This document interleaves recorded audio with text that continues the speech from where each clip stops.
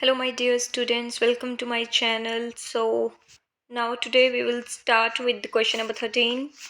Find the cost of a fencing square park of side 250 metre.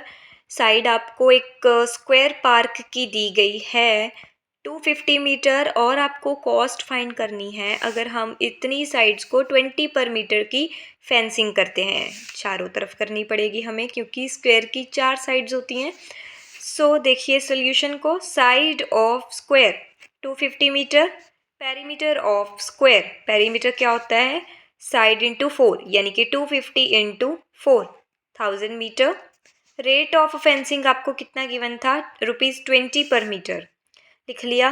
Cost of fencing अब हमें निकालनी है 20 multiply 1000 क्योंकि हमारा पेरीमीटर आया था 1000 और 20 आपको कॉस्ट गिवन थी. मल्टीप्लाई किया ₹20,000 आपकी कॉस्ट लगेगी अगर आप एक स्क्वायर पार्क की फेंसिंग करते हैं चारों साइड्स की. चलिए 14 क्वेश्चन को शुरू करते हैं. Find the cost of rectangular. अब ध्यान से देखिए यहाँ पे आपको बोला गया है रेक्टेंगुलर पार्क. ऊपर वाले क्वेश्चन में आपको स्क्वायर पार्क के बारे में बोला गया था और यहाँ पे है रेक्टेंगुलर पार्क. आप ध्यान से पढ़िएगा, उसी के अकॉर्डिंग हम फॉर्मूला को सेट करेंगे. यहाँ पे rectangular park of length 175 metre, breadth 125 metre. वैसे आपको यहाँ से भी क्लियर होता है क्योंकि स्क्वायर में तो लेंथ ब्रेथ होती नहीं है, रेक्टेंगल में होती है. तो ऑब्वियसली एक रेक्टेंगुलर पार्क है तो लेंथ ब्रेथ दी गई है एट द रेट ऑफ 12 पर मीटर और यहाँ पे कॉस्ट का रेट आपको दिया गया है 12 पर मीटर का. तो सबसे पहले length of rectangular park 175 metre, breadth of rectangular park 125 metre. Perimeter निकालेंगे इनका हम क्योंकि कॉस्ट तो पूरे पार्क में लगेगी. तो जब पूरी चार की चार साइड्स की बात की जाती है तो हमें निकालना होता है पेरीमीटर. तो perimeter of rectangular park, rectangle का पेरीमीटर अब तक आपको पता लग गया होगा, that is 2l+b. So 2l में हम लिख देंगे 175, b यानी कि ब्रेथ में लिख देंगे 125. दोनों को प्लस कर दिया 300 बन गया और 2 के साथ कर दिया मल्टीप्लाई और मल्टीप्लाई करने के बाद यहाँ पे आ गया 600 metre. That is your perimeter of rectangular park. The main point is rate of fencing. Rate of fencing is given to you ₹12 per meter. Rate of fencing 12 per meter. Cost of 600 metre fencing क्योंकि आपका perimeter इतना है यानी कि आपको चार की चार साइड्स पे 600 मीटर की फेंसिंग करनी है. तो उसकी कितनी कॉस्ट आ जाएगी तो ₹12 मल्टीप्लाई 600 ₹7,200 का खर्चा आपका आ जाएगा एक रेक्टेंगुलर पार्क की फेंसिंग पे. क्वेश्चन नंबर 15 देखिए.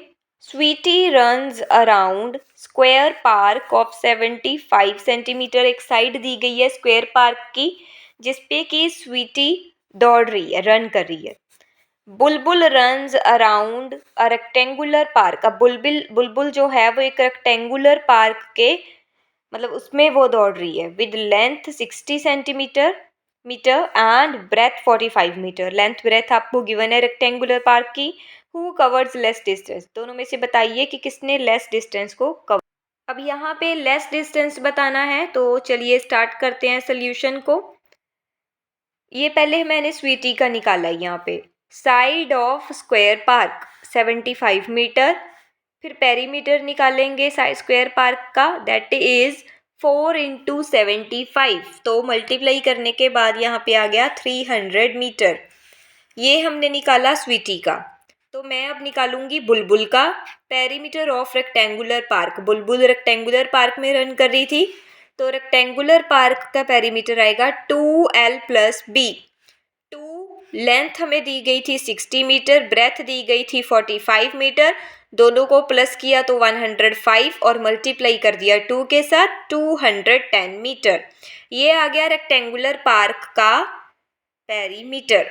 तो देखेंगे दोनों में से किसका कम आया है. तो कम तो देखने से पता लग रहा है कि 210 मीटर कम है. तो 210 लेस देन 300 मीटर्स. यहाँ पे 300 आएगा. मैंने गलती से यहाँ पे 300 लिख दिया है. मैं अभी ठीक कर देती हूँ आपके सामने ही. चलिए 300 मीटर, सो 210 कम है।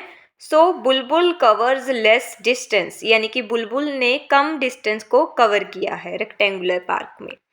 चलिए moving on to question number 16।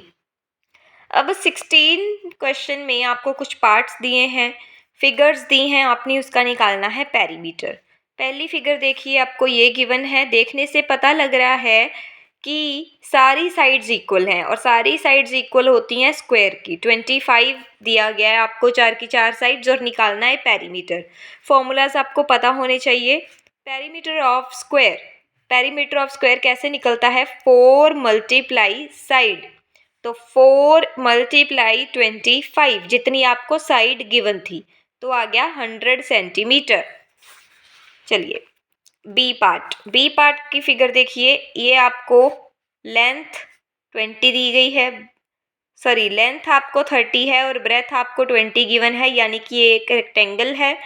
Perimeter of rectangle 2l plus B, 2l plus B देखिए 30 प्लस 20 50 आ गया, और 2 के साथ मल्टीप्लाई किया तो 100 सेंटीमीटर। ये था रेक्टेंगल का पेरीमीटर।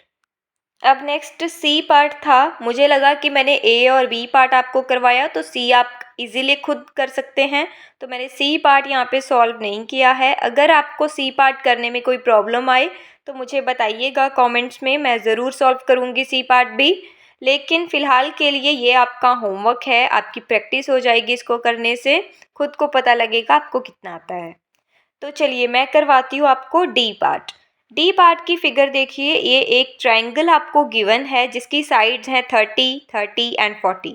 तो देखने से पता लग रहा है कि दो साइड्स इक्वल हैं, थर्ड वन इज़ डिफरेंट, तो ये एक आइसोसेलिस ट्रायंगल है जिसकी दो साइड्स इक्वल होती हैं। निकालना तो हमें पेरीमीटर ही है, पेरीमीटर ऑफ ट्रायंगल। तो पेरीमीटर ऑफ ट्रायंगल का क्या फॉर्मूला है? सम ऑफ ऑल साइड्स, यानी कि 3 की 3 साइड्स का हमें निकालना है, प्लस सम करना है हमें।